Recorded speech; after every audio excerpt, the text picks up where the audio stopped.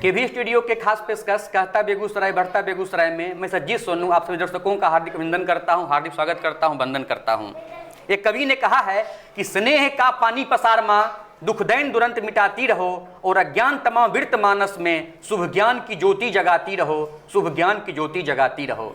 आइए आज के खास कार्यक्रम में आप सबों को मैं मिलवाता हूं एक ऐसे युवा से, एक ऐसे शिक्षा की विमल विभूति से, एक ऐसे सरस्वत व्यक्ति से जो कि विभिन्न कार्यक्रमों के माध्यम से बखरी ही नहीं, बेगूसराय ही नहीं वरन आसपास के कई गांवों के लोगों को जोड़ते रहते हैं।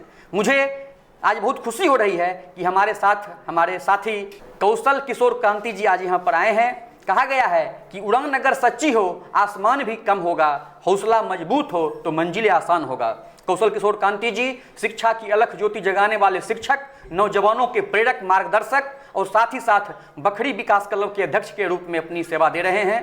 यह बखरी के धरोहर विश्व बंधु पुस्तकालय के प्रतिनिधि भी हैं, साथ ही साथ राष्ट्रीय फूले ब्रिगेड माली समाज के यह जुड़े हुए एक ऐसे कार्यकर्ता हैं जो अपनी सेवा समाज में सतत रूप से दे रहे हैं।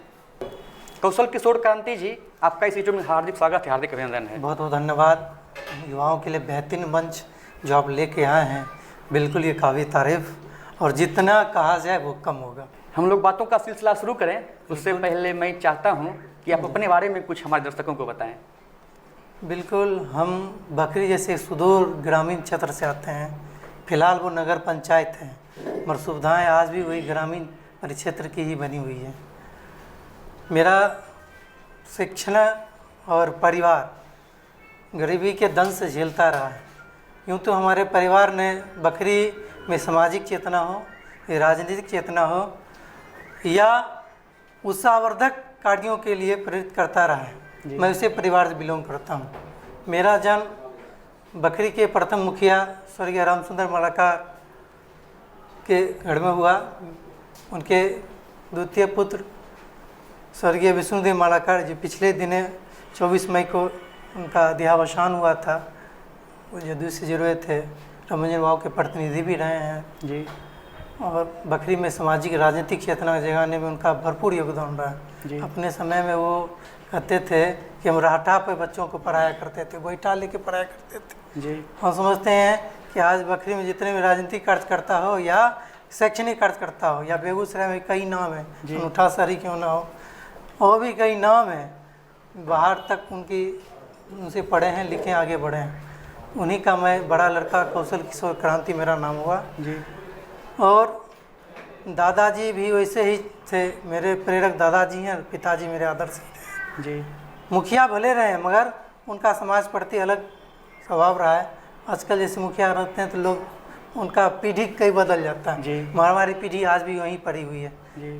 पिताजी मेरे सांसद प्रतिनिधि रहे, राज्य परिषद के मेंबर रहे हैं मगर उनका स्वभाव वही जो होता है, honesty is the best policy, ईमानदारी जो होती है वो कूट कूट के भरी हुई थी, जिसका परिणाम था कि वो कहते थे कि जो भी करना है तुम्हें अपनी बदौलत करना है जी।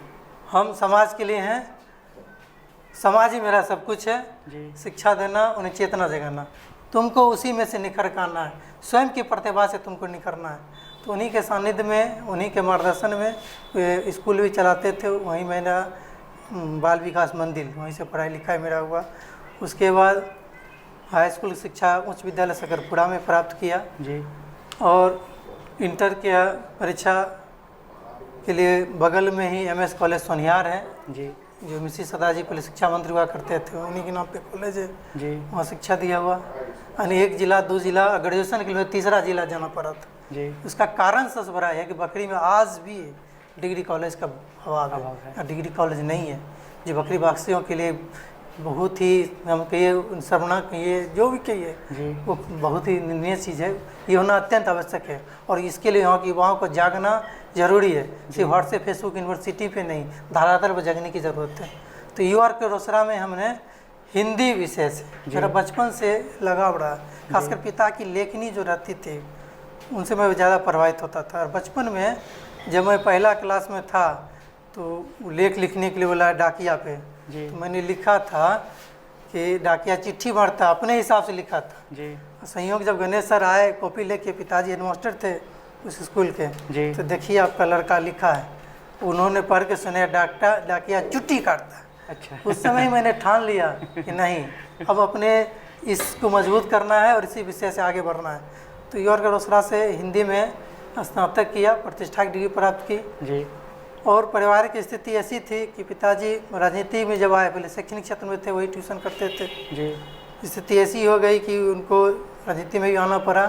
तो कहते हैं चुनाव प्रचार में जाते थे तो घर के काका जाते थे और घर से ही काका आते थे, इनका ऐसा स्वभाव था जी। तो मुझे संयोग से उसके बाद लगा कि नहीं, परिवार हमको पिताजी का हाथ थामना चाहिए था। तो हमने क्या किया, शुरुआत किया और पहले जैसे डॉक्टरी लोग करता है, कंपाउंडिंग करता है, उस टाइप से हम घुसे, सुइया दवाई के क्षेत्र में जाना चाहे कि देखते हैं कुछ होगा, घर भी हेल्प चल जाएगा, अपना पढ़ाई लिखाई होगा जी। सुई दवाई करने के लिए कंपाउंडिंग कुछ दिन किए। उसके बाद फिर देखिए नहीं हुआ तो एक बगल में चिकित्सक भी हैं, टेलीफोन बूथ खुला जी। उस टेलीफोन बूथ पर लंबे समय तक हमने टेलीफोन संचालन का काम जी। किया। ऐसा काम किया कि आदमी का चेहरा देख के बता देते इसका ये नंबर है, वो डायल कर देता था जी।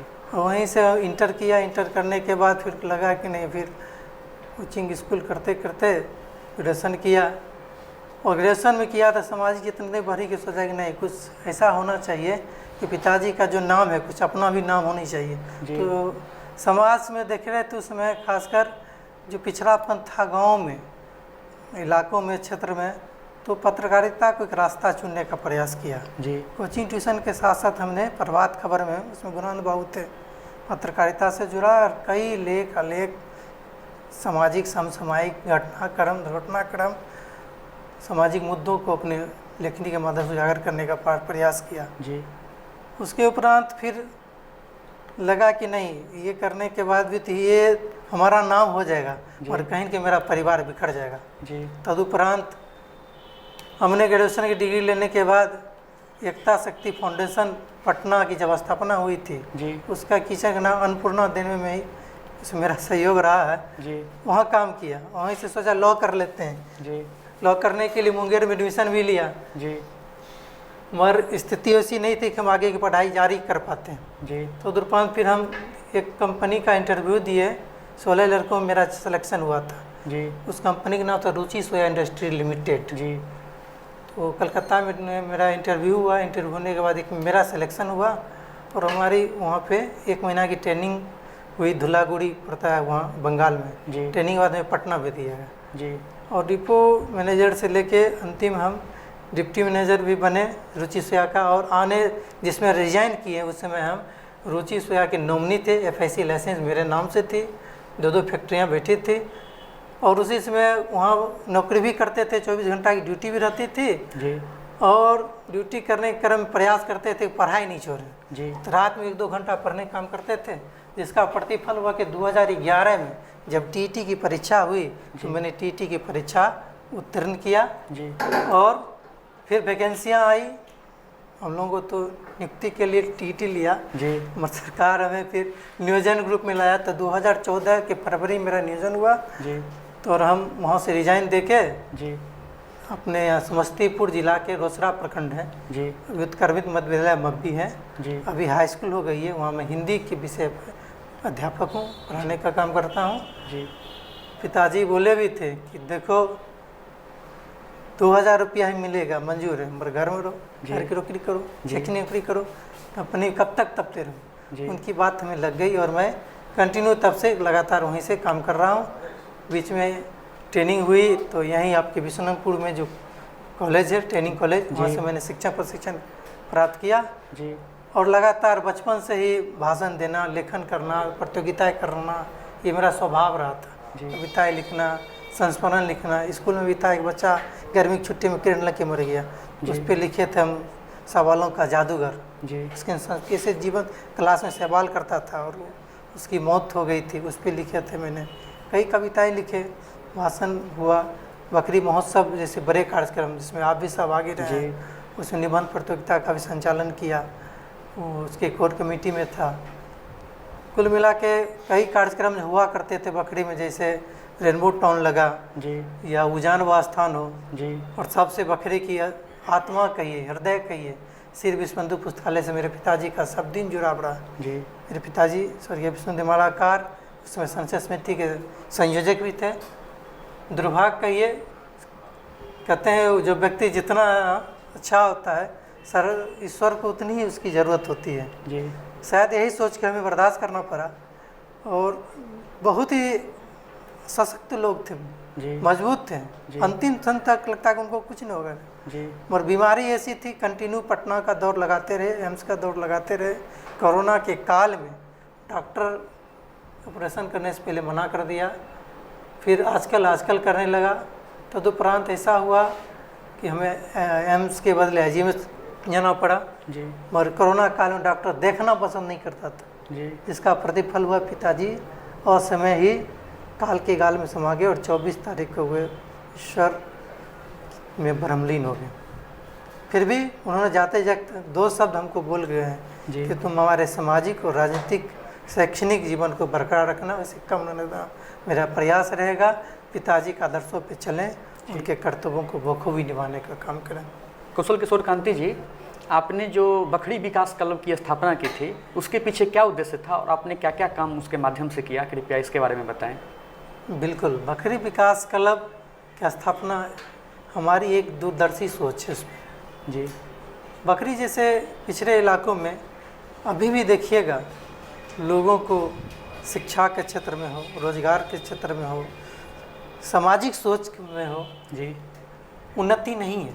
जी आज भी आपको रिजल्ट वहाँ के ढाक के 3 पात मिलेंगे। जी तो कई बार हमने नज़दीक से देखा है कि कुछ बच्चे ऐसे हैं, प्रयास रहता है पढ़ना चाहें मगर आगे चल के वो पढ़ाई के बदले रोज़गार की ओर चले जाते हैं। वैसे रोज़गार की ओर जिस रोज़गार से वे सिर्फ जी सकते हैं, जीवन यापन नहीं कर सकते हैं। तो हमारी संस्था का मूल उद्देश्य यही था, शिक्षा, स्वास्थ्य, पर्यावरण के क्षेत्र में काम करना, साथ ही सामाजिक उत्थान के लिए हमारी संस्था कृत संकल्पित है। कुशल किशोर क्रांति जी, ऐसा देखा जाता है अमूमन कि बखरी के जो भी लोग हैं वो कहीं न कहीं बखरी को एक पिछड़ा हुआ महसूस करते हैं। बेगूसराय के जितने भी अनुमंडल हैं उसमें उसको महसूस करते हैं। लेकिन मैं जहाँ तक देखता हूँ कि सबसे अधिक सांस्कृतिक कार्यक्रम, सबसे अधिक शैक्षणिक कार्यक्रम, सबसे अधिक जन जागरूकता का कार्यक्रम कहीं न कहीं बखरी में हो रहा है। मैं पिछले बार जब बखरी गया था तो मैंने देखा था कि बिहार के ऐसे कोई भी अधिकारी नहीं थे जो बखरी में नहीं आ चुके हों। बिहार के ऐसे भी कोई गायक नहीं हो कि जो बखरी में आ चुके हों, ऐसे कोई साहित्यकार नहीं है जो बखरी में आ चुके हों। तो फिर ये दूरियां क्यों दिखती है? इस बात को अगर आप अपने माध्यम से बताने का प्रयास करेंगे। बिल्कुल तो सही कहें आप कि बखरी शैक्षणिक और सांस्कृतिक रूप से समृद्ध और शक्तिशाली है। कहीं नहीं, वो एक केंद्र है, केंद्र बिंदु के रूप में वो आजकल देखा जा रहा है। जी जी। और ये बेगूसराय ही नहीं वरन देश और विदेशों में भी प्रेरणा का स्रोत बना हुआ है। जी, बखरी के लोगों ने हर क्षेत्र में काजी हो, फिल्म के क्षेत्र में क्यों ना हो, जी, गायन के क्षेत्र में क्यों ना हो, या एडमिनिस्ट्रेटर के क्षेत्र में क्यों ना हो, हर क्षेत्र में उसने लॉ बनवाया है। परंतु बखरी एक ऐसा इलाका इसलिए पिछड़ा कहा जाता है कि जब स्वतंत्रता के बाद बखरी में प्रथम बार जब आम चुनाव हुआ था उस समय मेरे मोहल्ला से ही शिवव्रत बाबू जी, स्वर्गीय शिवव्रत प्रसाद सिंह बखरी के प्रथम विधायक बने थे। उसके बाद वह क्षेत्र सुरक्षित क्षेत्र घोषित कर दिया गया, कंटिन्यू सुरक्षित आज तक है। जी, तो सुरक्षित क्षेत्र है तो कहीं ना कहीं राजनेताओं को जी, या हमारे क्षेत्र को देखभाल करने वाले वैसे महानुभाव से ये जरूर होगा कि बखरी पिछड़ा है तो आज तक सुरक्षित है। कहा गया है कि कोई चलता है पद चिन्हों पर, कोई पद चिन्ह बनाता है वही सूरमा इस जग में दुनिया में पूजा जाता है। आइए, आप लोग अभी कौशल किशोर क्रांति जी को सुन रहे हैं और इनकी विभिन्न बातों को आपने सुना, विभिन्न बातों को आपने जाना। इनके अंदर एक और खास गुण ये है, जैसा कि मैं जानता हूँ कि बेगूसराय जिले के विभिन्न पुस्तकालय जो कहीं न कहीं जीर्ण शीर्ण अवस्था में अपनी बदहाली पर आंसू रो रहे हैं और किसी जीर्णोद्धारक की बाट जोड़ रहे हैं, वैसे में बखरी का वह ऐतिहासिक बखरी का धरोहर विश्व बंधु पुस्तकालय किसी न किसी रूप में आज एक ज्योति के रूप में जगमगा रहा है। सर, बखरी के जो आप पुस्तकालय के प्रतिनिधि हैं, विश्व बंधु पुस्तकालय, उसके बारे में कुछ बताएं। बिल्कुल बिल्कुल बताएंगे सर। श्री विश्व बंधु पुस्तकालय बखरी की आत्मा है जी, बेगूसराय का गौरव है। और विगत दिन उसका एक वर्षगांठ आप लोगों ने मनाया था। 27 जुलाई को हम लोग वर्षगांठ मनाते हैं जी। उसके पीछे भी कई बातें हैं, आपको परदर पर बता रहे हैं जी। और बिहार का प्रथम श्रेणी का पुस्तकालय है जी। आज भी जाइएगा पटना में संग्रहालय में, तो बेगूसराय जी बखरी का जो पुस्तकालय श्री विश्वबंधु पुस्तकालय है, जी। उसका 7वां नंबर में नाम लिखा हुआ है श्री विश्वबंधु पुस्तकालय वाह। बखरी।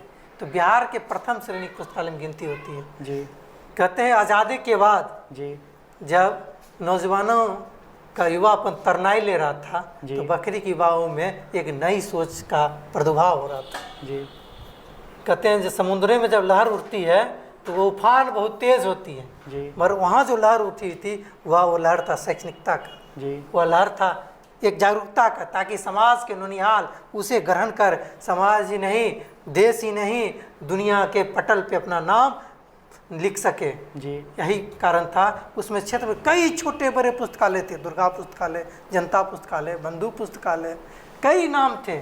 सभी पुस्तकालयों को उस समय वहाँ के नौजवानों ने एकत्रित कर 27 जुलाई 1956 को श्री विश्वबंधु पुस्तकालय बकरी की स्थापना की। जी और तदुपरांत वहाँ जिस प्रकार संसदीय रूप प्रक्रिया के साथ आप लोकसभा विधानसभा का चुनाव होता है, ठीक उसी प्रकार प्रत्येक 2 वर्षों पर श्री विश्वबंधु पुस्तकालय में भी उसी प्रक्रिया से, इस पर लोकसभा का चुनाव होता है, वैसे चुनाव के माध्यम से वहाँ के लोग उसमें पुस्तकालय में चुन के अध्यक्ष सचिव के रूप में आते हैं। जी यही कारण है कि पुस्तकालय एक सशक्त है। और एक बात और जानकारी दे दूं, पुस्तकालय का एक अपना संविधान है। जी उस संविधान के दायरे में हम पुस्तकालय संचालित होता है। हर व्यक्ति का कर्तव्य काम बटा हुआ है। और तदुपरांत तब से लेकर प्रत्येक 2 वर्षों का काल चलता रहा। और समय समय पर विश्वबंधु पुस्तकालय के द्वारा क्विज प्रतियोगिता हो, निबंध प्रतियोगिता हो, चित्रांकन प्रतियोगिता हो, भाषण प्रतियोगिता हो, जी कई शैक्षणिक प्रतियोगिताएं, नाटक हो, निबंध हो,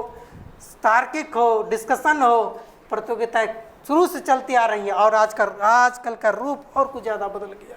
यही कारण है जो आपका पिछला सवाल था, बकरी शैक्षणिक रूप से समृद्ध की हो, सबसे बड़ा कारण कोई है तो श्री विश्वबंधु पुस्तकालय है। वहाँ के नौजवानों के रग रग में श्री विश्वबंधु पुस्तकालय बसती है। कौशल किशोर क्रांति जी कविताएं भी लिखते हैं। मैं आपसे आग्रह करता हूं कि ये कविता आप हमारे दर्शकों को सुनाएं। बिल्कुल, एक कविता है। उस समय हम शायद पटना में काम कर रहे थे जी। बकरी की याद आती थी।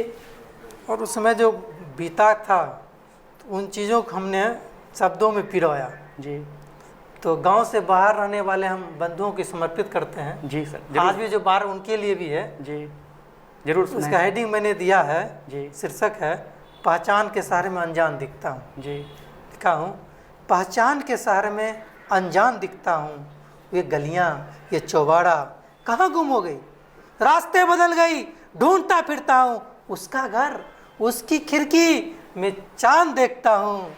ना खिड़की ना चांद, सुनसान देखता हूँ। उन दिनों 2 स्कूल का नाम दौड़ता था।